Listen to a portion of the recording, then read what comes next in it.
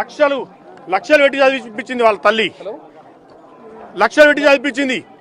ఈరోజు ఆమె అనంతలోకాలపోయింది, అనంతలోకాలపోయిందన్నా. ఆమెను ఎవరు చదువుకునేది? ముగ్గురు కారణం. నాలుగో వ్యక్తి కొండా విశ్వేశ్వరరెడ్డి ఎంపీ. కొండా విశ్వేశ్వరరెడ్డి ఫస్ట్ టర్మ్ నేను చేసిన అంటాడు, రోడ్డు ఏం తెచ్చిన అంటాడు. ఫస్ట్ టర్మ్ లో 5 ఏళ్ళు టీఆర్ఎస్ గవర్నమెంట్ నుండి నీవు రోడ్ ఏడు తెచ్చినావు? నేషనల్ హైవే ఎప్పుడు తెచ్చినావు? ఎందుకు ఆగింది? ఎవరైనా అడిగిరా? కేవల ప్రజలు ఎవరైనా అడిగిరా? అడగలేరు.